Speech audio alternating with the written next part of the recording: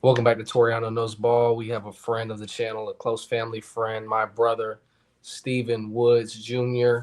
We're here to talk some Cleveland Browns and Jacksonville Jaguars following the draft day trade.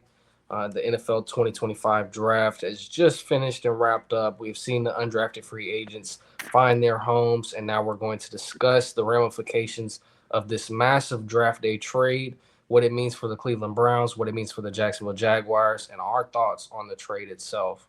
Stephen, how you doing tonight? I'm doing all right. How about yourself?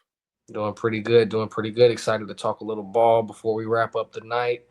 Today, we're going to dive into what this means for these teams, how we feel about the trades, how we feel about the players, how big of a trade this was for a generational talent, what I think is a generational talent in Travis Hunter. Moving up from pick 5 to number 2 with Cleveland. We're going to give our thoughts on Hunter, our thoughts on Mason Graham as a prospect, as well as the players that you got in the trade as well, and Quinshon Judkins and Dylan Sampson, and why they took two running backs with those selections as well. And also, we're going to project where Cleveland and Jacksonville will be picking next year, as Cleveland will have both of those selections, and then we'll give our final grades for both teams. So, diving into the trade, Jaguars traded up from number 5 overall to number 2 in the NFL draft to acquire Travis Hunter. They moved the number 5 overall pick, 36th overall selection in the second round, pick number 126 in the fourth round, and a 2026 first round selection. The Browns also traded the number 2 selection, pick number 104 in the fourth round, and pick 200 in the sixth round. So I want to get your thoughts real quick on missing out on a Travis Hunter, but also picking up some extra assets and taking a guy like Mason Graham. What were your initial thoughts when you saw the trade? Um, Flashbacks, trauma, because Mm-hmm. a few years ago we traded away the pick to the Falcons and they drafted Julio Jones, and we got I think Trent Richardson and Brandon Whedon with those picks. And Okay. as you see, we didn't do those. Those weren't. It didn't help the Browns. They had Yeah. their good moments, but it didn't necessarily help. I've been a Mhm. Browns fan since I was in the third grade, and we have a very, very bad tendency to pass up on generational talent. So uh it I'm not I was mad at it at first because I think you kind of should take the gamble Hmm. on that kind of talent or that kind of guy. But for Yeah. what we got in return, I can live with it. Okay.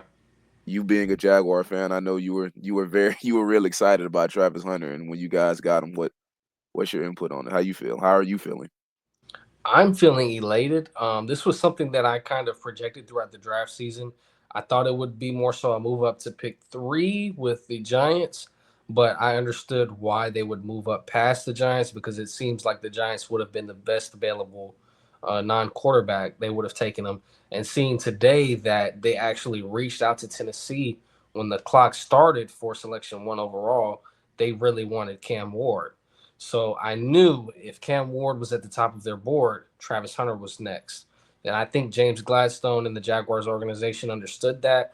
They were in talks with Andrew Berry, GM of the Cleveland Browns, for the past 2 weeks prior to the NFL draft. So this was something that was already in motion. I was more so of the idea that this was something that needed to happen for the Jaguars, not necessarily just from a personnel standpoint, but from a culture and image standpoint as well. When you look at the Jaguars roster, they were depleted of star talent.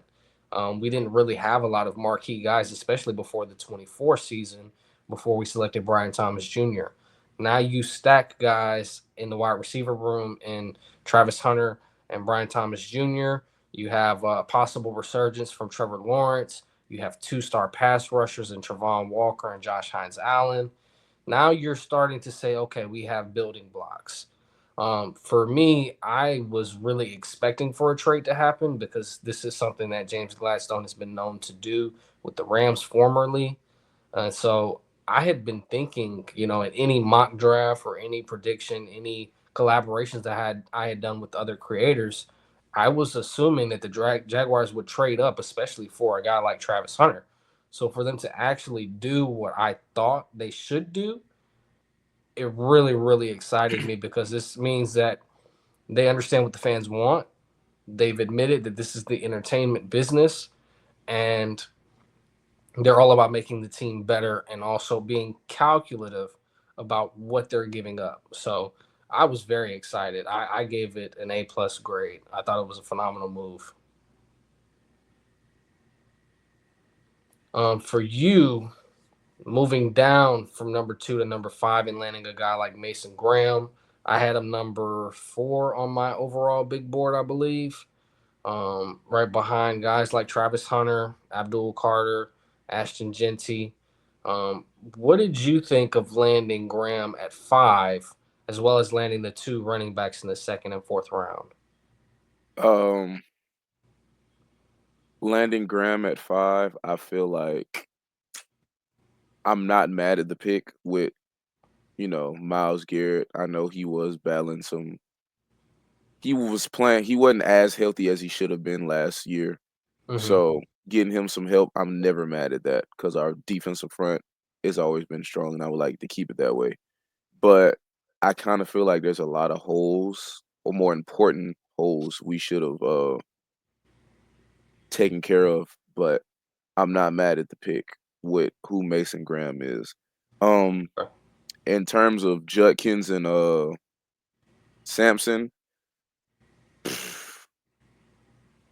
I know we're getting Nick Chubb back, but him coming off of that injury, I wanna say this is his 2nd time dealing with that injury. Okay. So, it's really up in the air about how he's gonna come back because bouncing back from that period is a feat in itself, but doing it a 2nd time, I don't know if we're gonna get the same Nick Chubb, and I'm not mad at that. And even if we do, I would not like us to put all of that strain and burden on him, you know what I mean? Yeah. So, for us to get, Judkins and Sampson, now we kinda do have a heavy running back room now, seeing as we have, Chubb, Jerome Ford, Strong, and we're adding, Judkins and Sampson. Mm-hmm. So, I'm not mad at that. I feel like we kinda need to trim a little bit of fat because having 5 running backs is a lot, but I'm not mad at it. Seeing Okay. as where we were last year, it's only one way but up. There's no other way but up. Yeah, yeah, landing the number 2 overall selection. There's no, I mean, you can only go one pick up. So I mean, hey, we'll dive a little bit more into the projections next. But um, with Chubb still being a free agent, do you think he's committed to coming back to the team following his rehab? I would hope so. I You would would hope hope so. so. Because with guys like Chubb, Garrett, Denzel Ward, those are Hmm. kind of the cornerstones of the Browns. These Hmm. are our guys. We Yeah. don't need to let these guys walk away because these are our superstars, our heavy hitters. These are our game changers. Hmm. And if we let them walk, this not we're gonna see it's not gonna be the same as Brown. It's not gonna be the same Browns team. You know what I mean? Yeah. Oh yeah. Now, Yeah. I know earlier in the year, Miles Garrett, he wanted to test the free agency mark, or I'm sorry, he demanded a trade, excuse me, because he wanted to play for a contender. I Mhm. feel like with the guys, Chubb, Garrett, and Ward, we need to do everything in our power while these guys are still young enough and still have that fight and juice. We need to Mhm. do everything we can do to help them and back them up to actually be a contender and make a push. Because just excuse me, the year before last, I want to say we went 11-7 and made it Yeah. to the playoffs with 30% of our starters hurt. Mhm. So to go from that to this, or from what we did last year, we really need to you know, swing in the upward direction. Yeah, I agree. I agree. I honestly, looking at the draft class that you guys landed, I think there's a chance you see some improvement, especially looking at the defensive line, adding Graham to that D tackle room. Yep. I believe you guys acquired. Did you guys move on from Dalvin Tomlinson, or you acquired Dalvin Tomlinson? Um, that is a good question. I can't remember off the top of my head. I believe he came in for you guys to become a nose tackle at the position during this past free agency. Then adding Mason Graham, who can be that interior push as a three tech or as a zero tech. He can play all across the line of scrimmage as well himself and add some pass rush juice, but is also a highly graded run defender, a great all around player in my opinion. I think he had all pro potential. I know the Jaguars were connected to him through mock drafts, but it was confirmed to me this past week that he would not have been the selection at 5. I still think he has all pro potential, especially playing next to a Miles Garrett. I think that amplifies him even more Mhm. because he played his best when he was around, great pass rushers, especially having a great nose tackle next to him and Kenneth Grant, who was also a draft selection this past 2025 NFL draft. Adding a guy like Carson Schwessinger, the linebacker out of UCLA, him and JOK should be a phenomenal duo in my opinion. The running back room obviously got stronger, which we've touched on. Harold Fannin is a great possession tight end who's also able to be a vertical threat. You added two quarterbacks to this room, funnily enough, with five QBs in the room, but it will be a competitive room at least. Nah, I think you're in a much better situation than the Steelers currently, especially offensively as a group. You guys that's have better true, skill but position players, and you have five competent quarterbacks. As the Steelers can say they maybe have one and a half. I just don't. I don't I know. don't know, man. It's nasty. It's Yeah, nasty. yeah. It's an interesting group nonetheless, but you guys have the chance to potentially strike gold with a Shador Sanders, especially paying him a fifth round quarterback rate. I mean, if he becomes the starter, you go from having one of the highest paid guys at the quarterback position, which you could move on from it with an injury designation, and paying a guy to be your starter in a similar situation to a Brock Purdy, who's a seventh round selection. So now Right. you're looking at going from paying a guy the most money in the league or top league money to having a guy on a rookie contract that's not even a first round QB, who's a early day 3 QB. Mhm.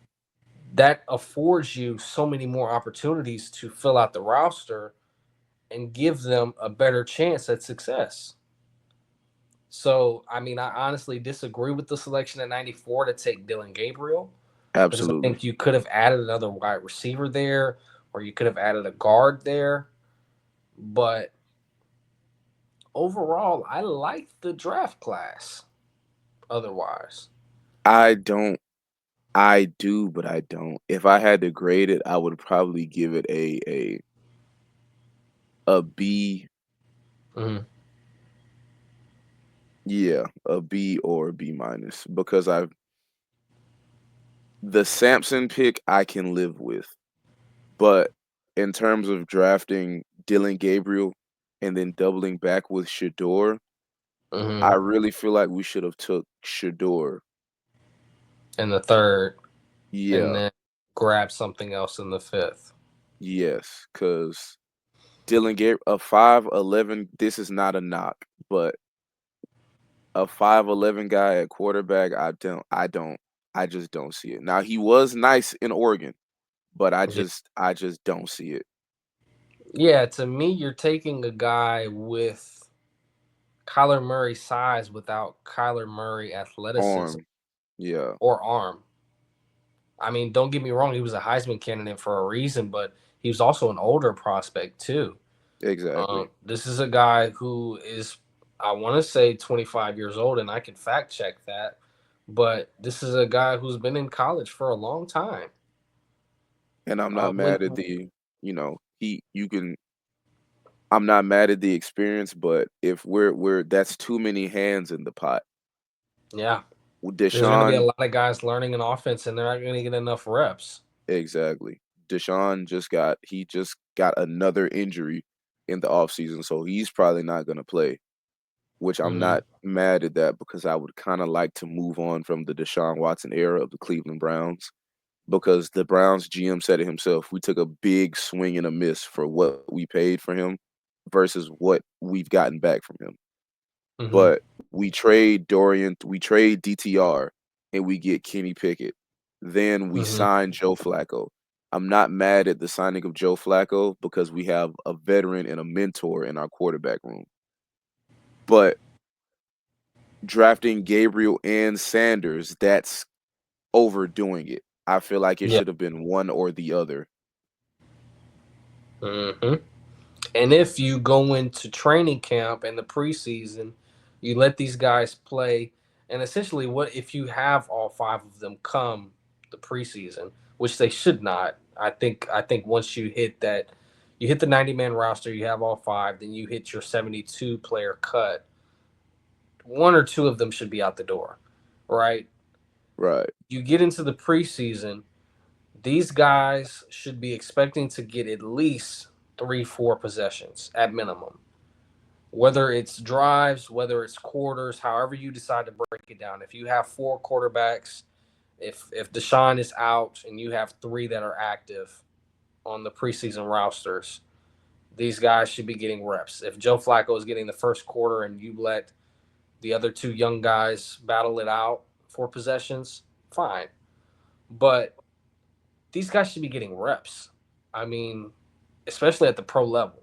These are guys that have not touched the pro level yet, and they need experience. Whether you think Dylan Gabriel is like the most prepared quarterback to step into the league amongst the quarterback prospects because of how long he's been in college, that doesn't matter once you step into the pros.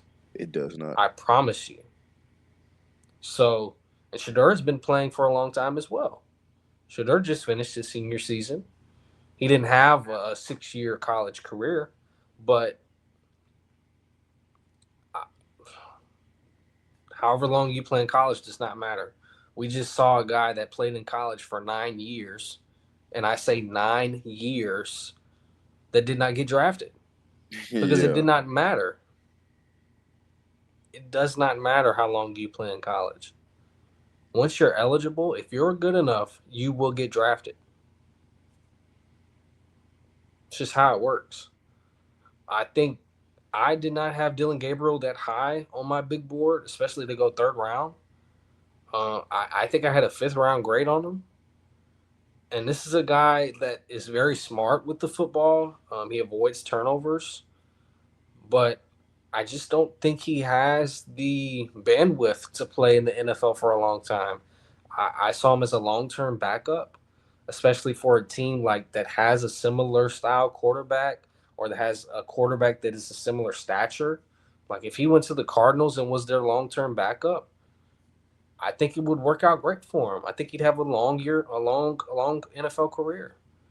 But I don't see him being a plus starter. And if you were to come out and say, hey, this is going to be our starter, Deshaun Watson out the door, Kenny Pickett out the door, we've got Dylan, Shador, and Joe Flacco, which I think should be the room, in my opinion. If that's the room, I, if Shador's not starting, I think you're looking at possibly going for a number one overall pick again. You don't have to worry about the Jaguars pick because Cleveland's might be higher. That is true. But that wouldn't make sense because next year is gonna be a heavy uh QB heavy draft. yes, a QB heavy draft class. So then the whole thing of trading, I think we gave up a third or I forgot, I think we gave up a third in DTR for Kenny Pickett. That doesn't make sense if he walks. Mm-hmm. If I, I want to say we it was a don't fifth. have Shador or Dylan Gabriel and we still bomb next if we still tank for a heavy and I'm sorry. If we still tank in a quarterback heavy draft class next year, that Hmm. is the dumbest thing on the planet. Yeah. Trading for a quarterback, then selecting two in the third and fifth round. They traded DTR in a 2025 fifth round pick A for fifth, Kenny okay. Pickett. So that means let's put it plain and simple. You spent a 2025 third, fifth, two fifths. You spent a third and two fifths on the quarterback position in the 2025 NFL draft. That is unheard of. And picked one up in free agency. And picked up one in free agency. That is I don't unheard of. I don't understand it. I really can't wrap my mind around it. Well, putting it into perspective, that is that is bad practice. And it became the number 164 pick. There was That's a lot of insanity. value at 164. Like the average ball fan might sit here and say, "Oh, that's cleanup duty." There were good players at 164. I promise you. I can't do nothing, but just when week 1 comes around, just pray. Okay, so for this exercise, right? We're gonna project a little bit here. Say, for instance, Shadur Sanders wins the quarterback job, right? Right, And Travis Hunter has this offensive rookie of the year candidate, defensive rookie of the year candidate type season. Both Colorado Buff guys, go Buffs, go Buffs. Let's say they both have good seasons, right? right. Where do you project Cleveland to finish in their record, and where do you see Jacksonville finishing up in their record? So, if I have Shadur at quarterback, Nick Chubb is back and healthy, he's Nick Chubb. Uh, we still got Jerry Jeudy, Cedric Tillman, we just brought in Deontay Johnson, and we've got Michael Woods. Tight end, we have David Njoku, he should be healthy, 100% ready to go. And, Mm-hmm. Fannin, we just drafted. Yeah. Excuse me. Excuse me, we still have Denzel Ward, Emerson, and Greg Newsome. If Mm-hmm. everything in a perfect world goes right, I wouldn't be mad at another 11-7 record. Okay. And for the Jags, I know you guys Liam Cohen is actually making a lot of very good moves. You guys are actually looking great. I know T Law is your guy, and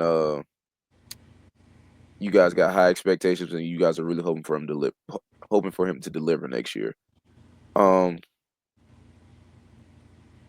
and watching those Jaguar games last year, you Mm-hmm. guys lost a lot of one possession games.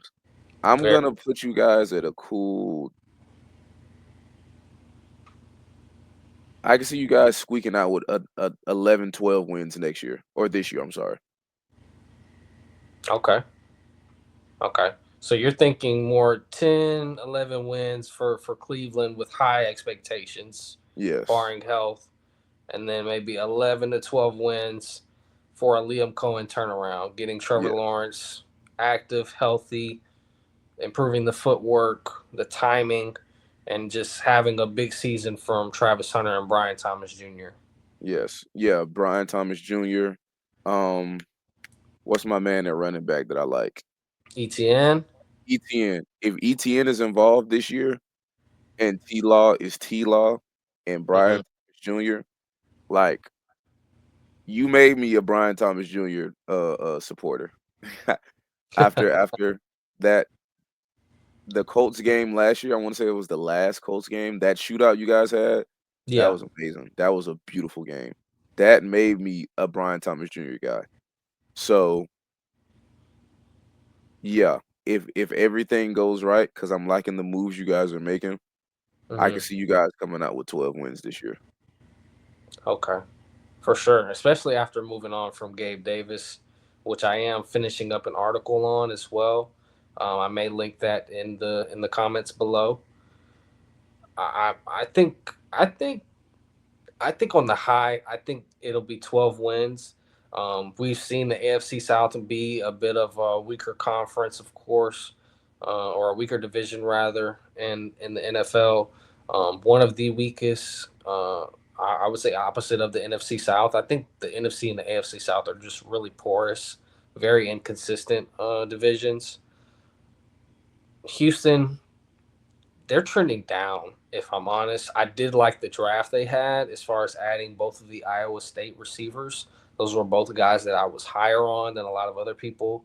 So for them to land both, I was very upset watching the rivals get both of them. But I do think they have a lack of a front in terms of the offensive line. They traded their best offensive lineman and didn't really improve the offensive line in terms of what they added. Uh, Definitely didn't improve the interior. I think moving Kenyon Green for C.J. Gardner Johnson was an okay move. Obviously, you're flipping a poor asset, but he was a former first round pick, so it honestly just makes it look like you just didn't know what to do with him. You sent him to the Eagles, and well, this guy turns out to be better than anybody else at guard on the Eagles. Right. Maybe he just wasn't getting coached up. The Colts are the Colts. We beat them a lot. We beat them up. They haven't beat us at home in 15 years. The Titans, they're becoming somebody that we beat up on. We've swept them for the past 2 3 seasons. Like I'm not really too much concerned. So I think there's a path to. I say you win 5 out of those 6 games against just division opponents. Mhm. Say you sweep 2 of them, that's 4 wins, and then you split with Houston. That's 5 wins right there. All you got to do is go win 6 7 more. Right. That's plausible to me. It's possible for us to just get 5 wins off the division. I think if Cohen is the coach that we think he is, that he showed he is in Tampa, and that he showed that he was in Kentucky. I mean, he showed us on tape who he is. Mhm. I don't doubt Cohen. This was one of the guys that I wanted, and I don't doubt James Gladstone at all. And I really want to comment a little bit on the roster turnover that the Jaguars have had. We have brought back the least amount of people out of any team in the NFL. We kept 53 guys out of 90. Golly. We had the most roster turnover this past offseason. And that was planned. We did not bring back a single free agent that we had that we needed to retain. Anybody that was a free agent from the Jaguars did not come back. And that was planned because this roster was not good enough. James Gladstone said we weren't good enough. Right. And any Jacksonville Jaguars fan would look him in the eye and say, "You're right." So for us to see so much turnover, for us to see us land another franchise player, and for us to see that we have a chance to up the floor and the ceiling, why not us? You know, Mhm. I would say the same thing for the Browns. You guys go out there, you get a guy who I think is a potential All Pro at D tackle. You grab a stud running back who I think could, even if Chubb is not back, I think Judkins could be a fantasy darling. I think he could be the type of guy that's a breakaway talent. Right. You I got think they potential. You got potential answers at quarterback. And if you don't, if Shadur's not the guy, if Gabriel's not the guy, you got an extra first round pick next year. I'm gonna say going off your still in division your division hypothetical. I feel like the AFC North is always a tough game. You never know who's gonna do it. So I want to say we split with the Ravens this year. We Hmm. split with the Bengals this year, and we sweep the Steelers. That's 4-2 in the division right there. If we do Mhm. that, I'm not mad at that this year. I'm not mad at that this all at all. Yeah, yeah, Because every division game is always a tough, hard fought game. for sure. Yeah, I mean, honestly, I'm feeling good for both teams when the trade happened. I honestly I felt good for you guys too, because even though you guys didn't, I know a lot of people were upset you guys didn't get Travis Hunter, but listening to all of the analysts and you know talking to a couple people that I know in the league, it was more so like, where's he gonna play? Like even if you prefer him for him to be strictly a wide receiver, you have guys like you have a wide receiver one.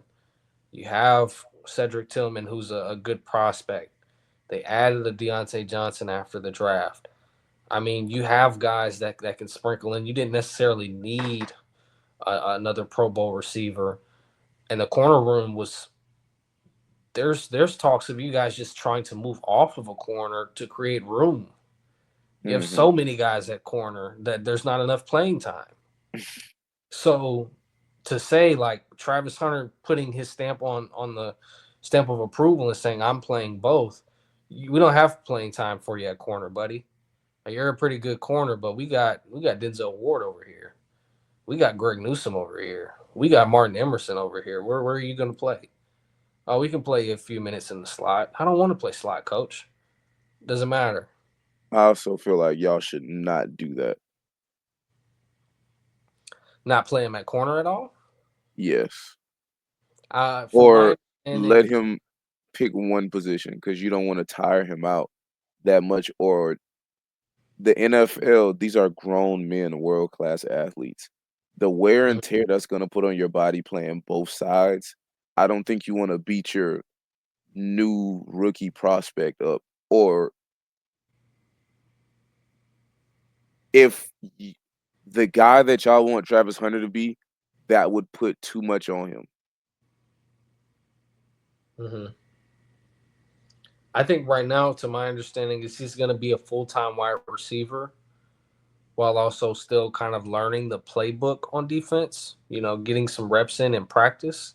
Mhm, How often he plays on defense in the league, year one, I don't think year one you're going to see a ton of cornerback snaps from Travis Hunter.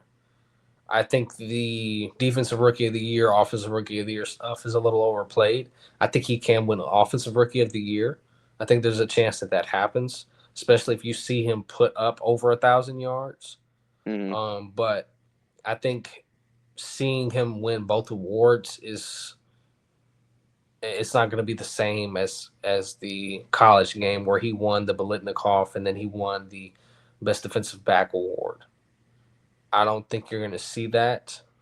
Um, I mean, don't get me wrong. We could see a year five Travis Hunter, who's maybe he gets up to 200 pounds, and he's embraced the physicality of the game, and he's still that ball of energy, but he somehow puts up a offensive player of the year and defensive player of the year type campaign where he's a fully grown man. He's just everywhere.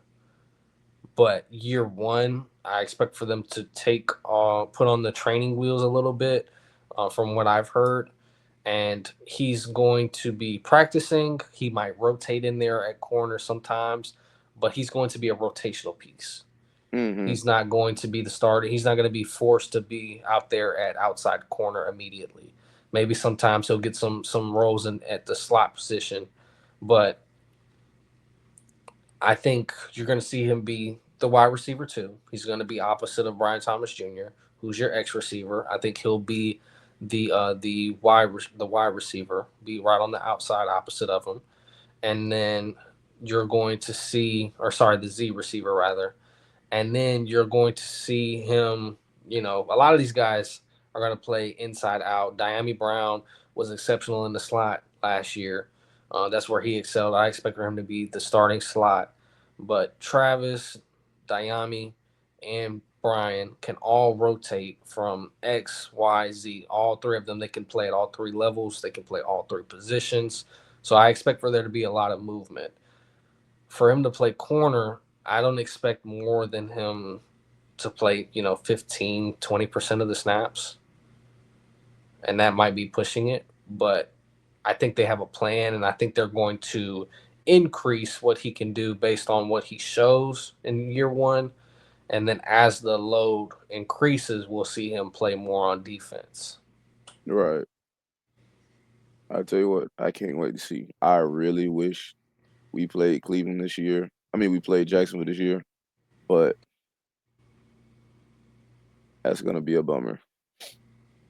Maybe the following season. Maybe they'll put us against you guys. Hopefully, Hopefully. we normally play. I'm surprised they didn't. We didn't play this year. Yeah. Yeah. So with that being said, you give the final grade for the Cleveland Browns as a B plus, B, a B, a solid B. solid B.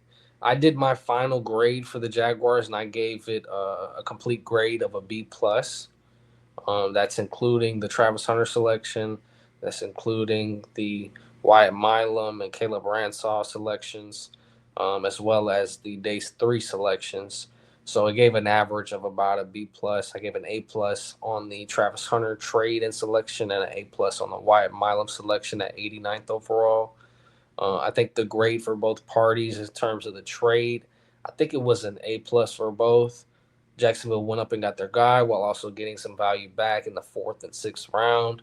And then Cleveland was able to load up on selections, get 2 first round picks back, a second rounder, and a fourth rounder. I think that was good value from moving down 3 spots. Definitely they had leverage coming in, so they made the most of it. I think you guys still came out pretty solid. I think there was a little bit poor planning on the quarterback position, but otherwise, I like the draft class.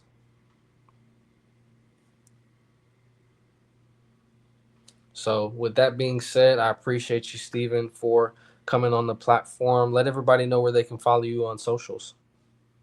Um, you guys want to Instagram and Twitter, Stezo. That is Stezooo, 4 O's.